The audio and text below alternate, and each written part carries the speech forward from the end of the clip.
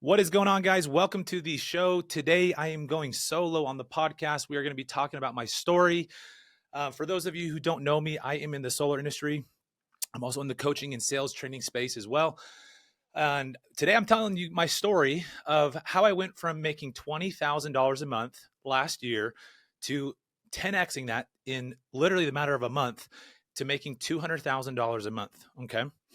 And I've done this now twice. I've done it again this year as well. So, and my point in telling you this is to not give you the fish, right? Not just tell you here's exactly what you can do, right, and how to make this much money. But my point in telling you this is so that you can apply it to your industry, your space, to sell whatever you're passionate about. I want to give you a framework that you can copy and paste. Okay. And so don't just look for, oh, he did this, or he talked to this person, or he worked in this industry or this market. And so that's exactly what I have to do. No, that is not my intention here.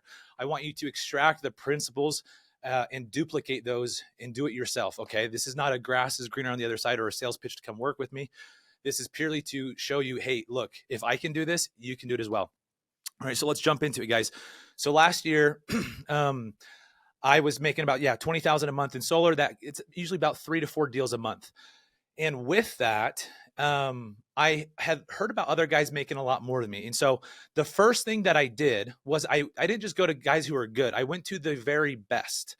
And I went to this guy and I'm like, okay, what is he doing differently? I bought his training course and I got some proximity with him. Okay. And the first thing that I want to share with you guys is you got to get around the top people, because it's not just about extracting their brain. It's about the belief. And if you get around people that are achieving a certain level of success, you start to believe that it's possible yourself. So step one was for me to get around people who are making 7 figures in my industry. Okay. And so if you can't find them, trust me, do some more homework. They're out there. I promise you.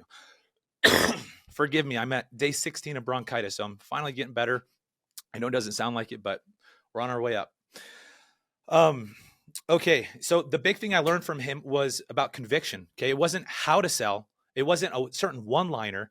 It was his conviction and his passion for the industry, in particular with the scarcity and urgency principles. And for those of you who don't know, Influence by Robert Cialdini is one of my favorite books on sales and just, again, influence in general. And the principle of urgency and scarcity, when you understand it to the max of its potential, you unlock this superhuman sales ability. Okay.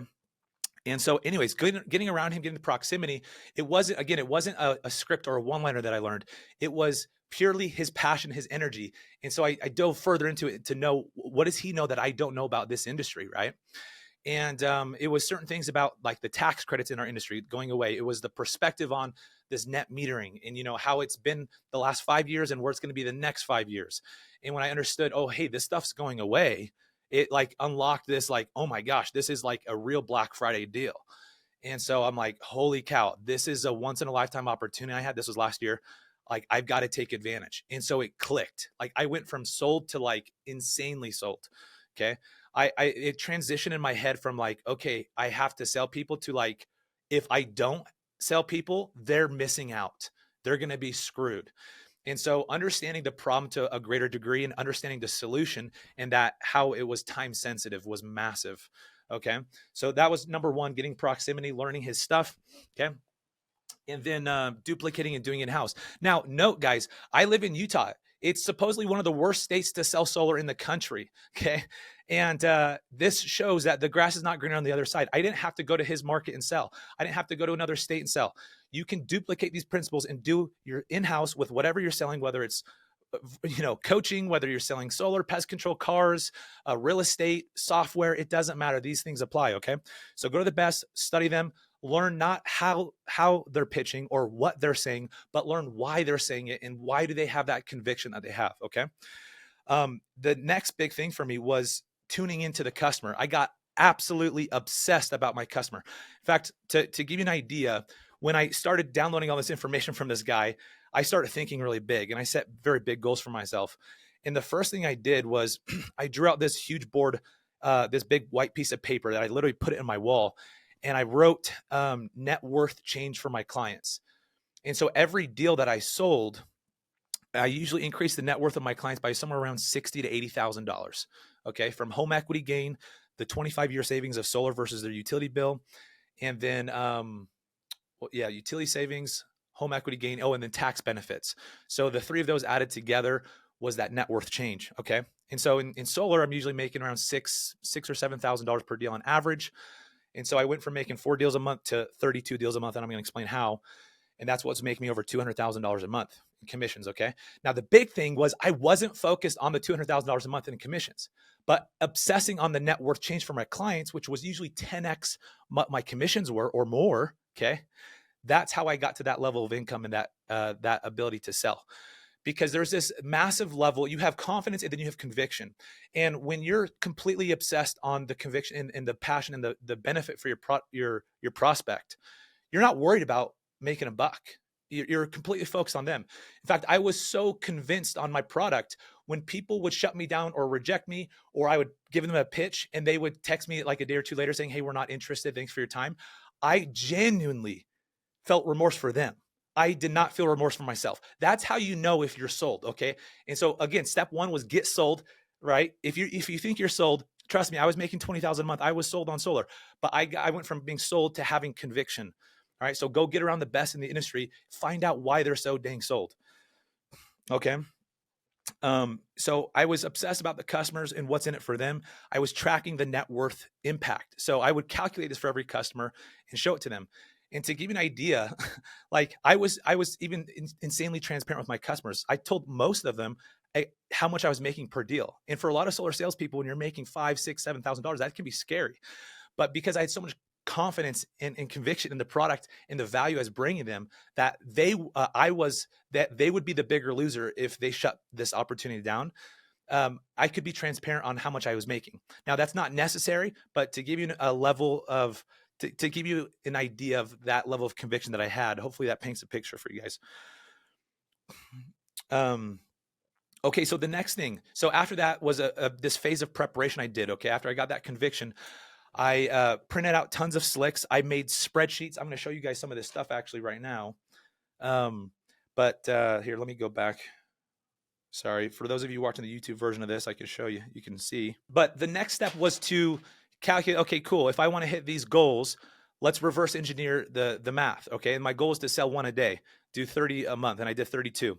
Okay. And so I made this KPI, solar daily KPI success matrix, because what I noticed was I was setting appointments and closing deals, and everything's not in your control in sales. And so I had to focus on what was in my control. So for example, I knew to be able to close 1 a day, I had to get in front of at least 3 homeowners to be safe, right? Because 1 appointment would fall off. I would sit with 2, and then I'd usually close at least half of those. Okay. Anyways, so there's the knocking doors for the prospecting or cold calling. And then there was the and then there was decision makers. Sorry, let me back up here. Okay. Let me explain this. So I had appointments that would sit. I had doors that I would knock, and decision makers that I pitch at the doors, and appointments that were set at the door. And then you have closed deals. Okay. I was tracking all 5 of these stats. Okay. And what a lot of people don't know is like, okay, well, what's a successful day look like every day? Because, if I had days where I closed 3 deals and made 30,000 in one day, right? But what I knew, I would go into those days even with anxiety, because I knew, hey, if I didn't knock doors or generate new pipeline for the following day, I would get a 0 the next day.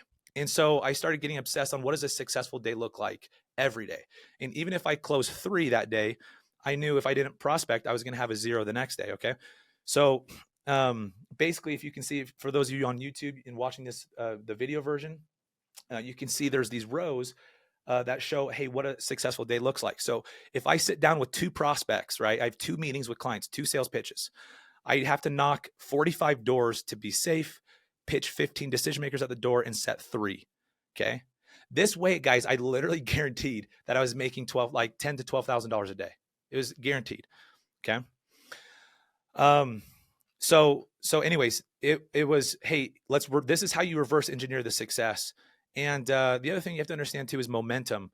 Once I started doing this, momentum builds. And what I mean by that is my calendar would get so full of prospects. My pipeline was so hot that I literally didn't have time to schedule people. And it wasn't like, that wasn't just me saying it. Like I literally showed people like, I don't have time tomorrow. And I was still knocking doors, setting appointments.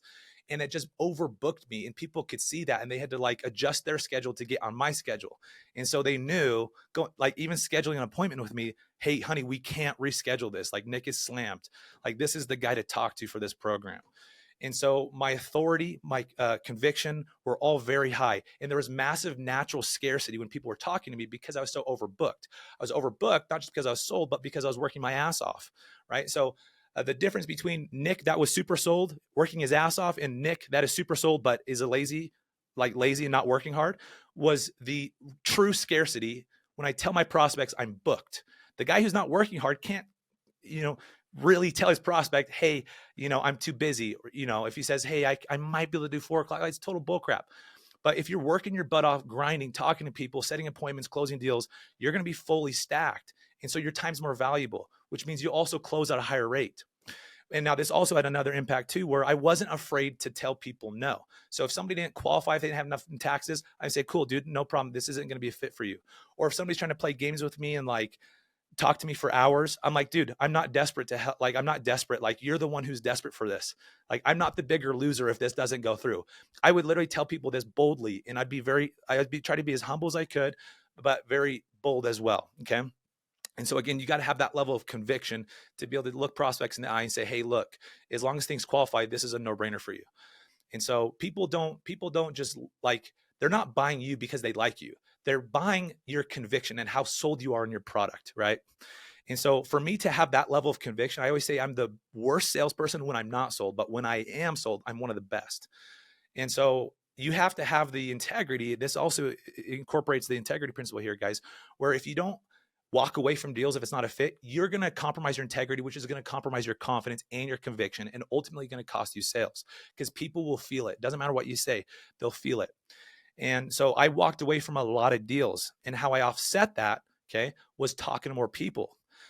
People telling you no is not your problem. People wasting your time because you let them is your problem. And so your job is to maximize your time. If you kind of break down the system of how I went from 20,000 to 200,000 a month, it was time management obsession, okay? Called time arbitrage. So you got to break down your time. How many hours in a day are you prospecting? How many hours are you pitching people? Look, minor time is time in front. Minor time in sales is taking notes on prospects. It's setting goals about prospects. It's making cold calls. Major time is time in front of your prospect, talking to a prospect. Okay. So when I understood this, I'm like, how can I get as much time as humanly possible in front of prospects that are qualified and interested? Okay. So just because I'm in front of somebody doesn't mean it's the absolute major time. They could be wasting my time, or just, just trying to get a quote. I would call it out. I say, hey, look, I don't have time for this. Like, I have a duty. I saw it as a responsibility. Okay. When I understood that these things were going away, I talked with major authority and true scarcity, saying, look, I have an obligation to be in front of 4 homeowners a day, because there's going to come a time next year and the year after. And look, I'm here this year, and the opportunity for solar, it was not the same as it was last year. And again, it's still the same pitch to people, but it keeps getting worse. And so this was very true. Okay. I tell people, hey, look, this is not going to be the same. Interest rates are going up. Cost of electricity is going up, and that you can only store so much power onto the grid. And so there's literally a limit. It's you versus your neighbors. I have to meet with homes that qualify, that are interested, that are humble families that need to save money. I feel a moral duty to serve these families. And so I cannot waste my time. And if you're going to play games, I'm not here to do that. Okay. I'm here to serve you guys. And, common themes that I always say is like, look, I don't want to get your hopes up. Okay. I don't want to get your hopes up. I'm here to help you. And if I'm going to see if it's a fit. Okay. Now, a lot of the time, these first visits, I'm doing this more, guys, where I don't just do a 1-touch close, like a 1 appointment to close a deal. I do 2-touch. The first appointment is literally like 10 minutes to see if it's even a fit. 1, is their personality good? Are they going to be a pain in the ass to work with? Number 2, is their situation, their circumstance going to match up with my product or service where I can actually add value to it? Okay.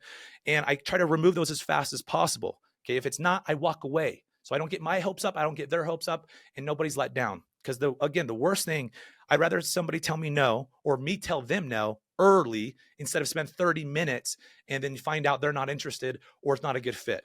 Like that is the worst thing that can happen to you. It's not people telling you no, it's people wasting your time. Okay. So again, I reverse engineered the numbers. I knew exactly what I had to hit each day, and then I could hold myself accountable. Okay.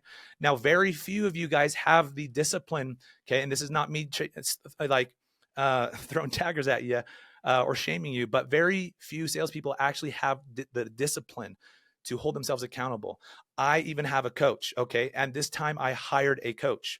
So I'm a big believer in that. We do that with my coaching company. Again, this is not a sales pitch for that, but you need to pay somebody, not a friend, not a buddy, not a boss, but pay somebody. It's called the law of the buy-in. When you put your money on the line, you invest in yourself to hold you accountable to hitting numbers. Now, you're wasting your money unless you know what those numbers are. Now, a good coach with our company, we actually help you break those down. We know what the numbers look like in every industry to find success in sales, and so we help you achieve those, okay? Now, you need to time block your schedule. If you got family, kids, other priorities in your life, that's great. You don't need to avoid those. You don't need to be a workaholic, work 80 hours a week. I did not do this. I worked 40 to 60 hours a week. It was usually about 50 to 60, okay? That's a lot, but I also made a lot of money. So if you dial that back down, I do about 4 days a week and I still clear 100K a month doing this. So again, you need to break down your schedule, prioritize what times you're going to be prospecting, what times you're going to be pitching people, okay? And for me, I have a go-to SOP. Whenever I'm not pitching a client or a prospect, I have a go-to standard operating procedure for what is the best and highest use of my time, okay? So for door-to-door salespeople in solar, the best and highest use of my time when people no-showed on me was actually to go knock doors. And this changed my whole mindset. I wasn't afraid for people to actually not show up or cancel appointments. In fact, it gave me anxiety knowing that I got to hit 30 doors a day. I've got to make 30 cold calls a day. Otherwise, even if I get 3 sales and make 30K today, I'm not going to have any deals tomorrow. So it gave me anxiety when I had a full calendar. And so when people actually canceled on me, I was like, oh my gosh, thank you so much. I have time to go knock and set more appointments. So with this kind of mindset, you're literally unbeatable, because if they sit, you win. If they don't sit and they cancel, you win. You get more prospects. In the time that I'd pitch one client, okay, if they, in that same time, if I'm not pitching somebody, I would go set 3 appointments. Okay. So literally my mantra is everything goes my way. I got this from my mentor, Chris Crone. He's 43. He's worth over $500 million. The guy knows what he's doing. He was mentored from Tony Robbins. Okay. So you need to have this kind of a mindset of how everything is going your way, and that you have a go-to SOP for when people flake or when they cancel or no show or when you cancel on them. Okay. If you're doing your job right, you should be the one canceling most of the appointments with your prospects or rescheduling. In fact, this is the other hack is I scheduled massive time blocks. Okay. I think desperate salespeople schedule, hey, I'm going to be there at 1:00. See you then. I don't tell guys, I'm not that desperate. I tell my clients like, look, I got a time window between 1 and 3. I'll call you sometime between then. I need you to be ready. Okay. That gives me massive flexibility. If one goes 45 minutes or one goes 15 minutes, I can fit more people in per day. Okay. That's it. It's just math. And so again, you think that these things would be a massive drawback, but it actually builds more interest for people. When you lean back or you lean out, you show that you're not desperate. People lean in naturally. Okay. And so again, these things have this compounding effect where if you do all these little things, you'll get this massive output in sales volume. And so this is how I 10x'd my sales. Hopefully this is kind of making sense. I know it sounds insane. Like, how did this kid like go from 20K to 200,000 a month? Guys, I've done it, and I've done it multiple times. It works. So again, doing all these little disciplines, they compound, they add on, stack on top of each other, right? If you double your work ethic, you'll think, oh, my sales are going to double. No, I'll tell you, they'll probably 4 or 5x just because of this law of momentum. Okay.